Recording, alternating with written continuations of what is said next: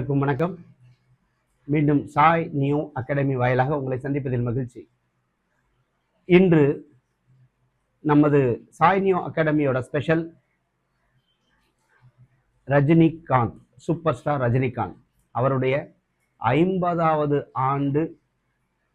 இந்த திரைப்படத்துறையில் அவர் இந்த 50 ஆண்டுகளை கடந்தமைக்காக அவருக்காக இந்த சாய் நியூ அகாடமி வாழ்த்து சொல்ல கடமைப்பட்டிருக்கிறது.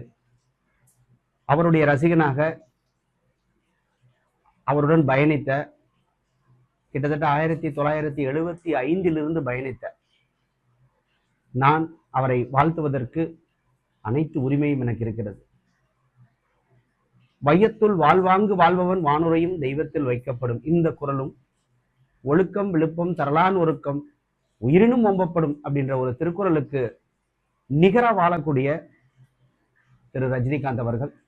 இரண்டு விஷயங்களில் அவரை நான் பார்க்கிறேன். ஒன்று ரசிகனாக, மற்றொன்று ஒரு ஆசிரியராக. அவரிடம் நான் கற்றுக்கொண்டது என்ன அப்படின்றத நான் உங்ககிட்ட பகிர்ந்துக்கணும்னு நான் நினைக்கிறேன். இன்றைய இளைஞர்களுக்கும் சமுதாயத்திற்கும் இது ஒரு மாபெரும் செய்தியாக அமையும் என்று நினைக்கிறேன்.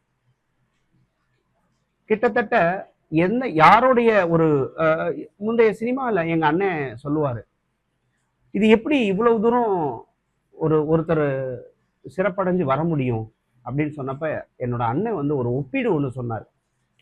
முதல்ல சினிமாவில் ஒருத்தரை கதாநாயகனாகவோ யாராவது எடுக்கணும் அப்படின்னா அந்த முகத்தை பார்த்து அது கேமரா முன்னாடி நிறுத்தி இது மக்கள் எத்தனை கோடி மக்கள் அதை பார்க்க போறாங்கன்றதெல்லாம் முடிவு பண்ணி இப்படித்தான் அப்படின்னு எடுக்கிறது ஒண்ணு. அப்போ ஒப்பீடு செய்யும் பொழுது இப்படிப்பட்ட ஒருத்தர், நம்மலாம் வெள்ளையா இருக்கிறவன் பொய் சொல்ல மாட்டான் அப்படின்ற மாதிரி, அப்ப நாங்கெல்லாம் அந்த ஒரு காலகட்டத்தில் இருந்த நேரம், நான் உட்பட ஃபேர் அண்ட் லவ்லி தேய்ச்சா நம்ம வெள்ளையாயிருவோம்னு நம்பிக்கிட்டு இருந்த காலகட்டத்தில் இப்படிப்பட்ட ஒருத்தர் மாபெரும் மனிதர் உள்ளே புகுந்து, இதுல நாம ரொம்ப கத்துக்க வேண்டிய விஷயம் என்ன அப்படின்னா, தொழில் தர்மம், இந்த ப்ரொஃபஷனல் எத்திக்ஸ் அண்ட் அந்த பேஷன். நான் விரும்பும் தொழிலில் நான் இறங்கி இருக்கிறேன். யாராக இருந்தாலும் சரி, என் மீது இருக்கக்கூடிய நம்பிக்கை, நான் வைத்திருக்கும் நம்பிக்கை. ரசிகனாக நான் அவரை பல காலகட்டங்களில் ரசித்திருக்கிறேன். முதல்ல டிக்கெட் வாங்கணும்னு சொல்லி ஓடி போய் நின்று டிக்கெட் வாங்கி நாங்கள் அவரை பார்த்துருக்கோம். காளி படத்துக்கெல்லாம் ரொம்ப சிரமப்பட்ட அந்த படத்தெல்லாம் பார்த்துருக்கோம். இவர் ரசிகனுக்கு என்ன சொல்ல விரும்புகிறார்? நான் ஒரு நடிகன், உங்களை என்டர்டெயின் பண்ண வந்திருக்கேன், இவ்வளவுதான் அவருடைய வசனம்.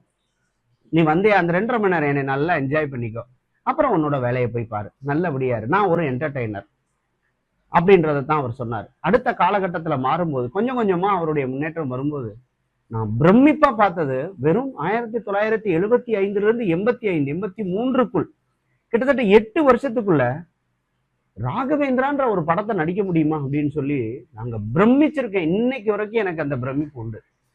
எப்படி இப்படிப்பட்ட ஒரு இது, அதாவது அதுக்கு முன்னாடி இருக்கக்கூடிய படங்கள் எல்லாம் பார்த்தீங்க அப்படின்னா ஒவ்வொரு படமும் வெவ்வேறு அவருடைய டான்ஸ் ஆகட்டும், ஸ்டைல் ஆகட்டும், மாறி மாறி மாறி மாறி வந்து திடீர்னு நான் 100வது படத்தை நான் ஒரு ராகவேந்திரா அப்படின்றத நடிப்பேன் அப்படின்னு. நானும் அந்த படத்தை இன்னைக்கு கூட சொல்றேன், ஒரு 70 to 72 தடவை அந்த படத்தை நான் பார்த்துருப்பேன்.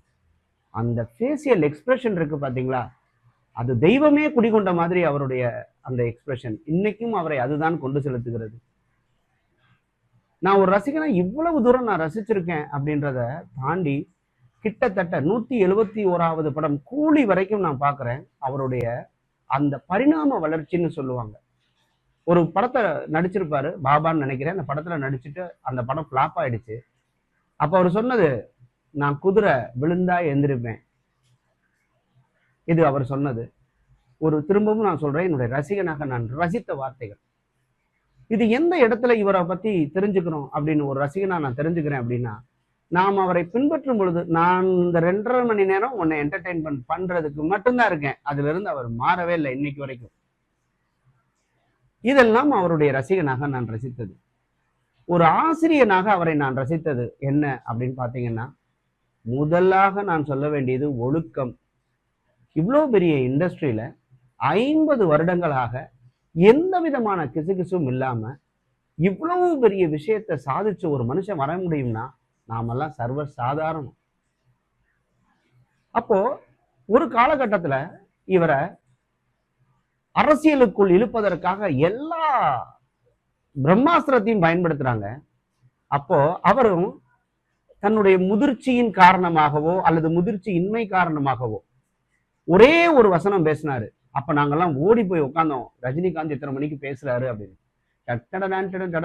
அவ்வளவுதான், மொத்த தமிழ்நாடு மாறிடுச்சு. அப்போ அவர் கற்றுக்கொண்ட இந்த அரசியல் எது அப்படின்றது அவருக்கு ஒரு பாடமாக அமைந்திருக்கும். நான் பொலிட்டிக்கல் சயின்ஸ் கிளாஸ் எடுக்கும்போது பார்த்தா பொலிட்டிக்ஸ் அப்படின்றது மாபெரும் விஷயம், அதுவும் நம்ம மாதிரி ஒரு டெமோக்ராட்டிக் கண்ட்ரில. இப்ப அவருடைய இந்த அரசியலினுடைய முதிர்ச்சி கொஞ்சம் கொஞ்சமா நகண்டு. ஆனா நான் மீண்டும் சொல்லுகிறேன், ஒரு ஆசிரியராக அவரை பார்த்து நான் வியந்த விஷயம் என்னன்னா பாராட்டுறது. ஒரு மாணவனுக்கு நான் கான்பிடென்ட்டை பத்தி சொல்லி தரணும், அதை கிளாரிட்டியை பத்தி மூவ் பண்ணணும்னா Rajinikanth is the living example and the legend. ஒரு சக மனிதனை, சக போட்டியாளனை இவ்வளவு அழகா பாராட்ட முடியுமா அப்படின்னு பார்த்தா நிச்சயமா முடியாதுங்க. ஆனா தனக்குள்ள இருக்கக்கூடிய அந்த கான்பிடென்ட் பாருங்க. என்னுடைய ரசிகன், நான் செய்வேன், நான் ஜெயிப்பேன்றதை தாண்டி அருமையா நடிக்கிறீங்கப்பா, அருமையா பண்றீங்கப்பா அப்படின்னு சொல்றதாகட்டும், இன்னைக்கு வரைக்கும் இருக்கக்கூடிய சின்ன பசங்க டைரக்டரா இருக்கட்டும், எழுந்து நின்று அவங்களுக்காக வெயிட் பண்றதாகட்டும், ஒரு ஆசிரியனாக நான் எப்படி ஒரு மாணவன் சிறந்த மாணவனாக ஆக்க முடியும்ன்றதும் நான் தலைவற்றிருந்துதான் நான் அதை கத்துக்கிட்டேன். இந்த 50 ஆண்டு கால இந்த ப்ரொஃபஷனல் ஸ்ட்ரென்த் ரஜினிகாந்தை எந்த அளவுக்கு கொண்டு வந்திருக்கு அப்படின்றதையும் நான் பார்த்தேன். திரு ரஜினிகாந்த் அவர்களே, உங்களை எப்படி பாராட்டுறதுன்னே தெரியல. ஏன்னா நான் என் கடமையை செய்கிறேன். இந்த இடத்துல நான் முக்கியமான ஒரு விஷயத்தை நான் உங்கள்கிட்ட பகிரணும். திடீர்னு நான் அரசியலுக்கு வரப்போறேன்னு நீங்க சொன்ன உடனே பதற்றம் அடைந்த உங்களுடைய ரசிகர்களை நானும் ஒருத்தன், ஆசிரியனாகவும் நான் பதற்றம் அடைந்தேன். ஏனென்றால் ஆன்மீகமும் அரசியலும் எனது இரு கண்கள்னு சொன்னவங்களும் இருக்கிறாங்க, அதற்காக போராடியவர்களும் இருக்கிறாங்க. நீங்க என்ன செய்ய போறீங்க அப்படின்னு இந்த உலகமே எதிர்பார்த்துக்கிட்டு இருக்கும்போது நீங்க இந்த முடிவை உலகத்துல யாராலையுமே அந்த முடிவு எடுக்க முடியாது. என்னால் இது முடியாது அப்படின்னு don't say yes when you want to say no அப்படின்ற ஒரு உதாரணத்தை எடுத்து, இல்ல நான் அரசியல் எனக்கு வேண்டாம்னு சொல்லி மிக வேகமாக அதிலிருந்து ஒதுங்கி சென்றீர்கள். அப்ப நீங்க ஒரு மெசேஜ் ஒண்ணு விட்டீங்க, சிஸ்டம் கெட்டு போயிருக்கே. இந்த சிஸ்டம் கெட்டு போயிருக்கேன்றத எத்தனை பேர் விளங்கிக்கிட்டாங்கன்னு தெரியல. இப்போ ஒரு ஹீரோ ஹண்டா இருக்கு, அதை மேனுஃபேக்சர் பண்ணி வச்சிருக்காங்க, அதுக்குள்ள அது ஒரு சிஸ்டம், சாவி வச்சிருக்க யாரு வேணாலும் அந்த வண்டியை எடுத்து ஓட்டலாம், ஓட்ட தெரிஞ்சவங்க. ஆனா அரசியல் என்பது அந்த சிஸ்டம் யாரு, இந்த சிஸ்டம் கிரியேட் பண்ணவங்க யாரு, இந்த சிஸ்டத்தை மக்களுக்காகவே மக்களால் உருவாக்கப்பட்ட இந்த கான்ஸ்டிடியூஷன் எல்லாமே மக்களுக்காக. அப்படி என்றால் சிஸ்டம் யார்?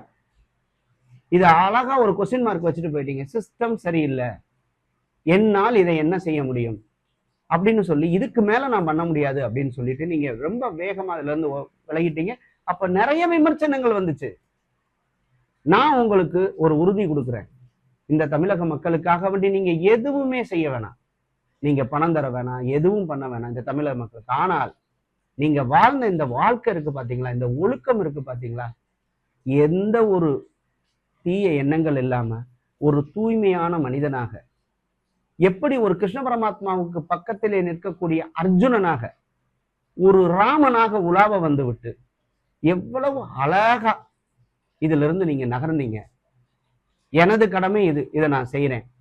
உங்களை பார்த்து ஒவ்வொருத்தரும் இங்க இனிமேல் வரக்கூடிய இளைஞர்களும் ஆகட்டும், இப்பொழுது இருக்கக்கூடிய இளைஞர்களாகட்டும், கற்றுக்கொள்ள வேண்டிய விஷயங்கள் ஏராளம் ஏராளம் ஏராளம். ஒரு ஆன்மீக ஒரு சிந்தனையாளனாக இறைவன் இருக்கிறார் அவ்வளவுதான் அப்படின்ட்டு போய்கிட்டே இருக்கிறீங்க பாருங்க.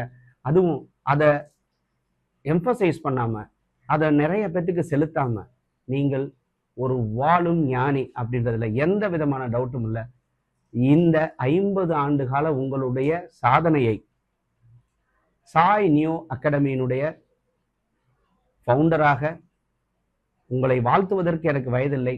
என்னிடம் படிக்கக்கூடிய மாணவர்களிடமும் நான் இறக்கும் காலம் வரை என்னுடைய மாணவர்களுக்கு ஒரு சிறந்த ஆசிரியராக இருப்பேன்னு சொல்லிட்டு உங்களை வாழ்த்தி விடைபெறுகிறேன். நன்றி, வணக்கம்.